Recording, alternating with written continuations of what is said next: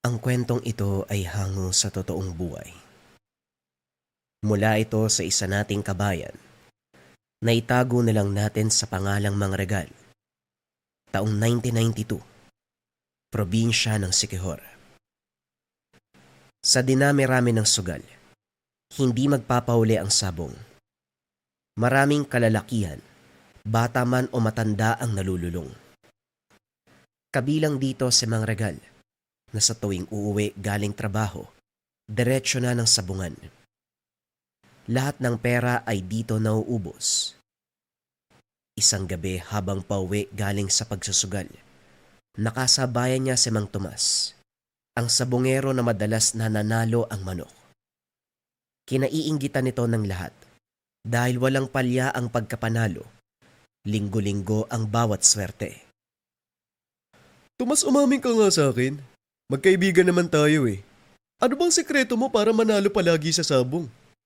Kahit ni isang beses, hindi ko pa napansin na natalo yung manok mo magmula nung nagsimula ka. Sabihin mo nga para magawa ko. Palagi na lang akong talo eh. Wika ni Mang Jerry, kaibigan ni Mang Tomas. Sekreto? Ha, wala naman akong sekreto. Ang kailangan ay maayos na pag-alaga. Pakitunguan ng mabuti ang panabong. Huwag ding isa lang sa laban kung wala sa kondisyon. Kaya ka natatalo, kahit nanghihina ang manok inilalaban mo pa. Paano mananalo sa lagay na yan? Tugon ni Mang Tomas. Hindi mo ko maloloko pare. Alam ko may sekreto ka. Sabihin mo. Magkaibigan naman tayo eh. Hindi ko ipagsasabi sa iba. Atin natin lang, pangako yan. Loko pala to eh.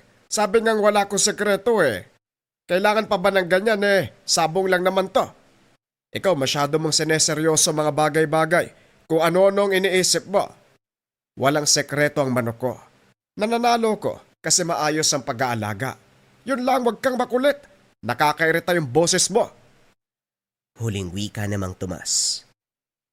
Nakita sila ng isa pang kaibigan, si Mang Regal. Hindi niya na narinig ang usapan dahil lumiko na ang dalawa sa kabilang kanto.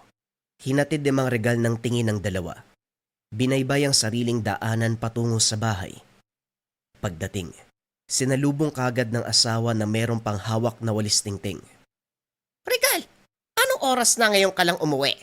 Akala ko ba hanggang alas 5 lang ang trabaho mo sa construction? Bakit ginagabi ka? Dumaan ka sa sabungan ano? Kailan mo ba ititigil ang ugaling niya? Wala ka nang naiuwing pera sa pamilya mo. Sinisingitan mo pa ng pagsusugal. Wika ni Aling Dayang kay Mang Regal. Naglilibang lang yung tao, ikaw naman.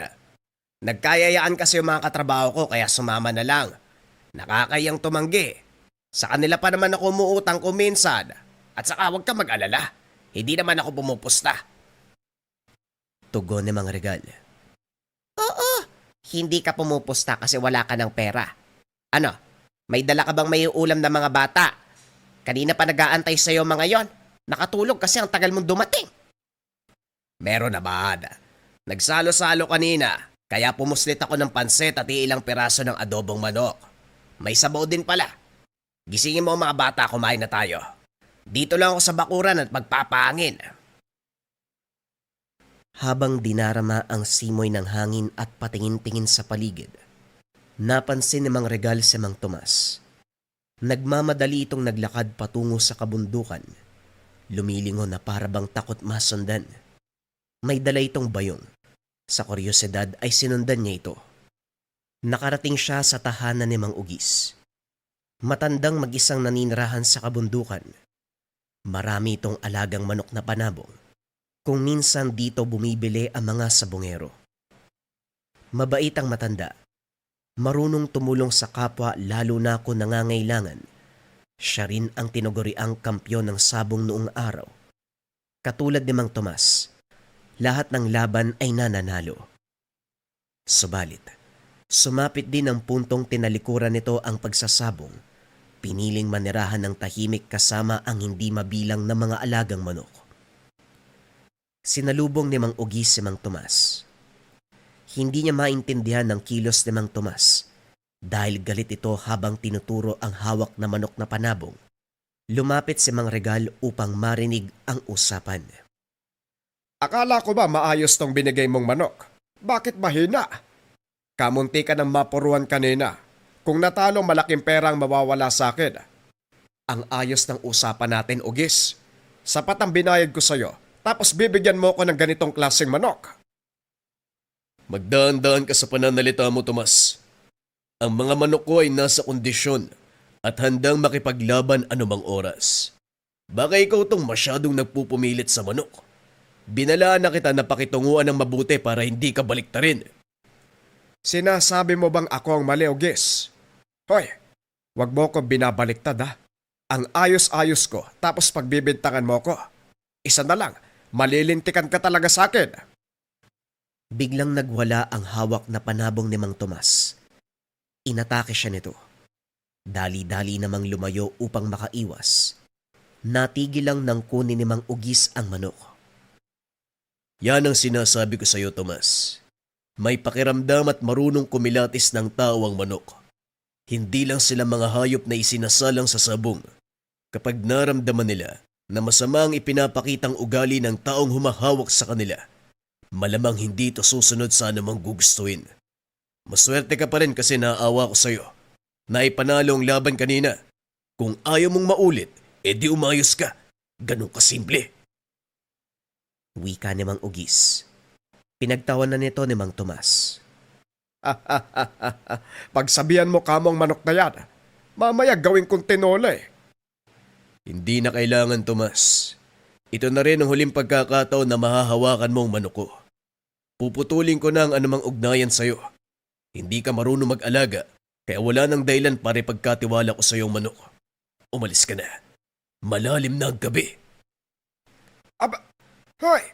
Binayaran ko yung manok na yan, akin yan. Wala sa usapan na babawiin mo. Giit ni Mang Tomas. Sinubukan pang bawiin ang manok pero hindi pumayag si Mang Ugis.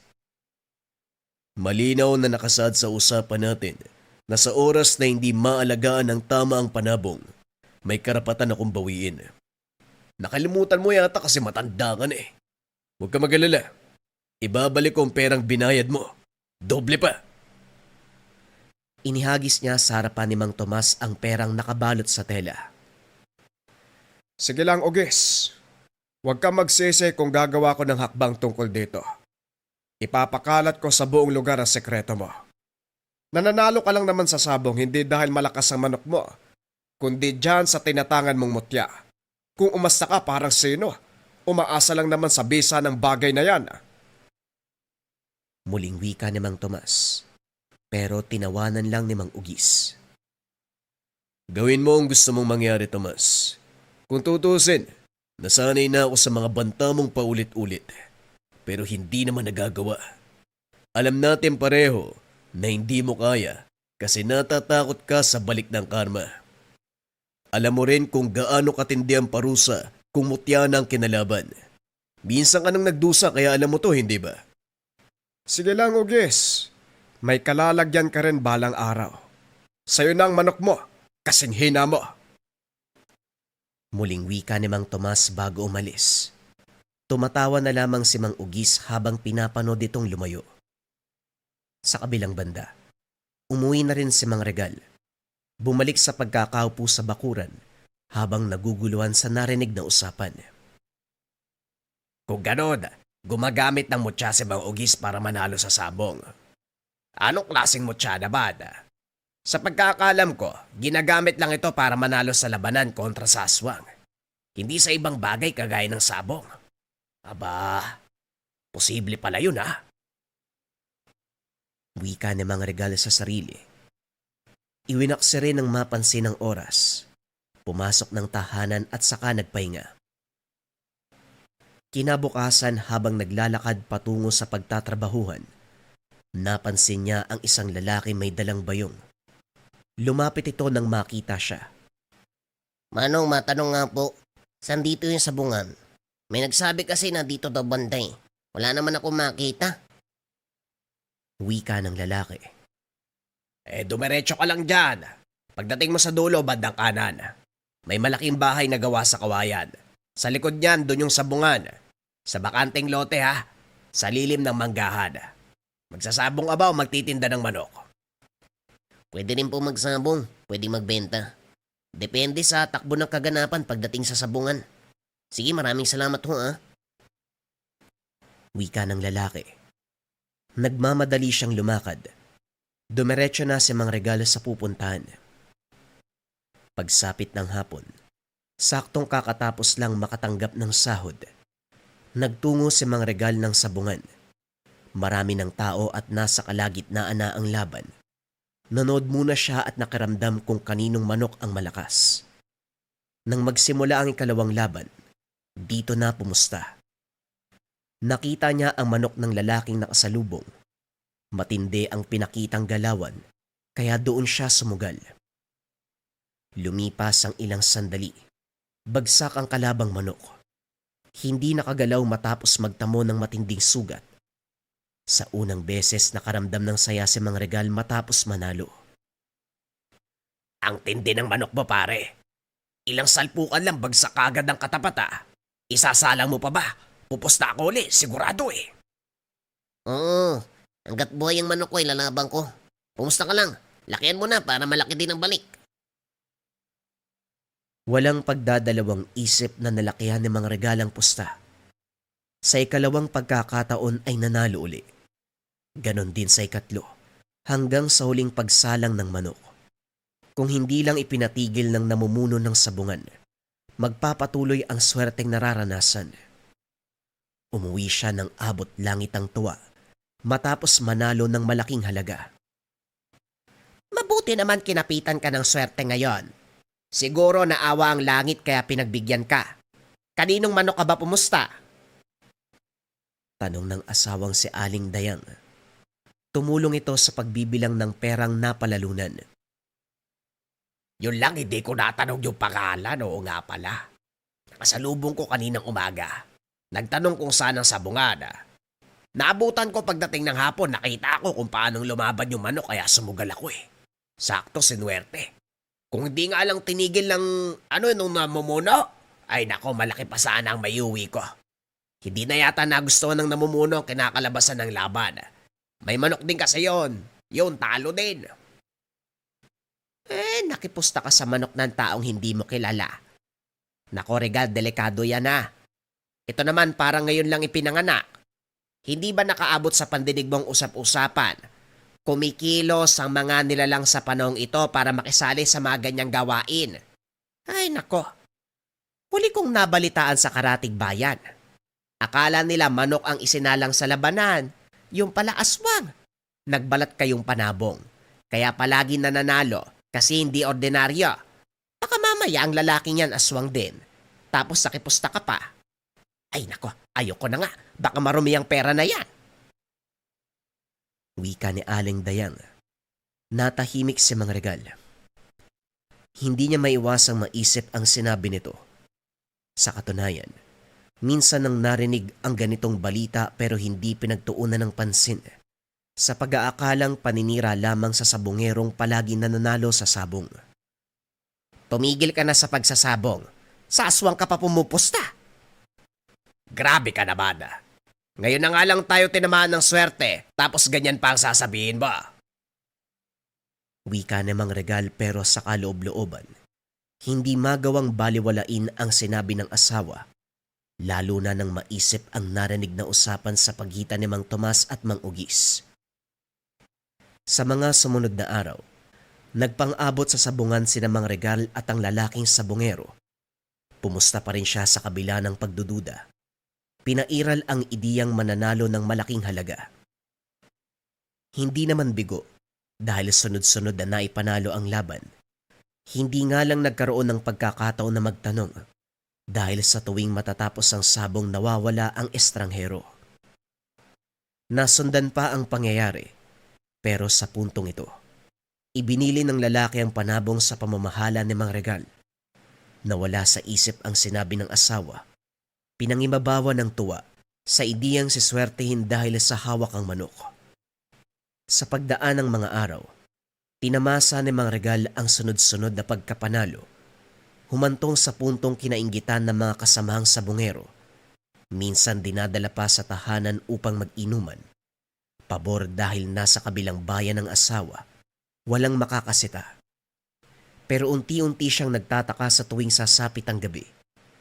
Kung minsan, napansin na parang may ingay sa kulungan ng manok. May mga pagkakataon pa na hindi niya nakikita at bigla na lang lumilitaw sa umaga. Naging mapili din sa patuka. Meron pang pagkakataon. Nakita niya sa loob mismo ng tahanan.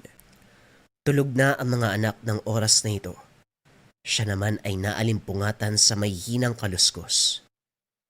Tuluyang nagising nang maramdamang may ibang nilalang sa paligid. Pagdating sa kwarto ng mga bata, bumungad ang panabong na nakapatong sa bukas sa bintana. Nagtataka siya dahil sarado naman ito kanina. Pero ang mas kinagulat, nagpalit ng anyo ang manok. Naging isang nilalang na hubog ng tao. Dali-dali niyang hinugot ang bakal sa gilid at saka sinalubong ng ampas hanggang sa maitaboy. Nakaalis naman subalit nagtamo siya ng kalmot. Nang mga sandaling ito, hindi lubos maisip ang nangyari. Pagtingin sa kulungan, napagtantong ang halimaw ang manok na panabong na ibinigay sa kanya ng lalaki. Wala sa oras na paniwala sa sinabi ng asawa. Hindi rin maiwasang maalala ang usapang narinig mula kay Mang Ugis. Upang makumpirma, pinuntahan niya ang tahanan nito kinaumagahan. Ano nangyari? Ito ang unang beses na napasadya ka sa bahay ko. Anong meron, Ragal? Gusto ko lang pong malaman kung gaano katotoo ang narinig kong usapan tungkol sa mga aswang na sumasali sa sabong. Yung kunwari manok yung dala, pero ang totoo alaga pala nila. Meron po bang ganun? Posible po ba talaga ang ganito? Napabuntong hininga si Mang Ugis. Hinimas ang pakpak ng bitbit na panabong. Oo naman. Walang imposible kapag aswang na ang kumilos. Sandali nga. May naamoy ako sa'yo. Hindi kaya nakipagsabuatan ka sa isang aswang? Iniwanan ka ng manok, ano? Nagulat si Mang Regal sa sinabi nito. Oho, kaya nga ho nagtanong ako kasi kagabi, nakita ko yung panabog eh. Nag-anyong aswang ho. Kung hindi ako nagising malamang, nabiktima ang mga anak ko. Umalis din naman kaagad ang suguring ko eh. Hindi doon nagtatapos ang problema, Regal. Hindi dahil nakatakas, wala na. Babalik ang aswang para maituloy ang pambibiktima sa pamilya nyo. Nangyari na ito dati. Kakilala kong nalulong sa sabong. Ikaw ang magdesisyon. Hayaan mo ba akong tulungan ka o ikaw na ang bahalang tumugi sa aswang? Bang Ugis, wala po akong alam sa ganyang bagay. Kaya hihingi ako ng tulong sa inyo. Ito naman talaga ang pakay ko sa pagpunta dito eh. Kung alam ko lang na ganong klaseng tawang lalaking yon, hindi sana ako nagpalinlang. Regal, normal ang magsisi. Nangyari na ang nangyari. Huwag mo na masyadong isipin. Sandali lang ha. Liligpitin ko lang ang mga panabong ko at sasamahan kita sa inyo. Gusto ko makita yung kulungan ng manok kung saan mo siya nilagay. May kailangan akong siyasatin. Inantay niya si Mang Ugis. Pagkatapos ay sabay silang bumalik sa kanyang tahanan. Dumiretso na si Mang Ugis sa kulungan ng manok.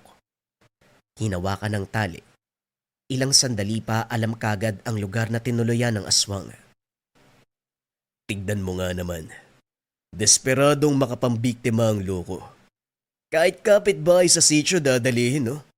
Wala talagang pinipili ang animal. Maganda ka dahil mamayang gabi tayo lalakad. Maniningil na may atraso sa kabilang lugar. Wika ni Mang Ugis. Hindi nakapagsalita sa Mang Regal. Namamangha siya. Hinawakan lang ang tali ng manok. Nalaman kagad kung nasaan.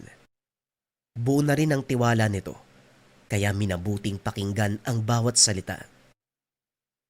Pagsapit ng gabi, nakabang sila sa nag-iisang tahanan sa tabi ng kakahuyan, na ang kabilang gilid ay malawak na taniman. Nagtago muna sila sa hindi kalayuan, nagmanman sa lalaking nasa bakuran. Hinahagod nito ang bitbit na panabong. Makalipas ang ilang sandali, nag-anyong tao na ito. Nakaramdam ng takot si Mang Regal nang makita kung paanong magbago ng anyo. Samantala tahimik lamang si Mang Ugis dahil alam na ang patutunguan ng pangyayari. Sinadya kong isama ka para malaman at masaksiyan ng mga mata mong katotohanan. Yan ang lalaking nag-iwan sa'yo ng manok, hindi ba? Tapos yung isang nilalang na nakita mo, yan yung panabong na ibinilin sa'yo. Tignan mo, mula sa pagiging manok, nag-ibang itsura. Lumakad na ang isang nilalang papasok ng kakawayan. Naiwan ng isa nitong kasama, ang taong nagbigay ng manok kay Mang Regal. Nilapitan siya ni Mang Ugis. Nagulat ito sa nakita. Kumusta? Magandang gabi sa'yo. Gusto ko lang sanang makipagkaibigan kung mamarapatin mo. May papakiusap lang ako ha. Pero kung ayaw mo, pwede naman natin pag-usapan sa marahas na paraan. Hinugot ng matanda ang itak na nakasugbit sa tagiliran. Sinabayan pa ng paglabas ng tinatangang mutya. Hindi nakakilos sa kinakatayuan ng lalaki. Nanginginig na nakatingin. Huwag mo kong artehan ha. Ang lakas ng loob mong dumayo sa amin. Kinuha mo ang tiwala ng isang kakilala para malin lang. Iniwanan mo pa ng panabong na isa namang halimaw. Yung kasama mo, saan siya pupunta? Mas mabuti siguro pabalikin mo dito para tatlo tayong maglaban. Hindi sumagot ang lalaki. Nagmamadaling tumakas pero kagad ding napigilan. Dali-daling tinaga sa likod. Napaangil ng malakas na magtamo ng sugat. Nagpupumilit pang kumawala sa maigpit na pagkakahawak ni Mang Ugis. Sinuntok ng matanda, tinadyakan hanggang sa umandusay. Tawagin mo yung kasama mo para isahang tugis na lang ang gagawin ko. Dalian mo na, hindi pa yun nakakalayo.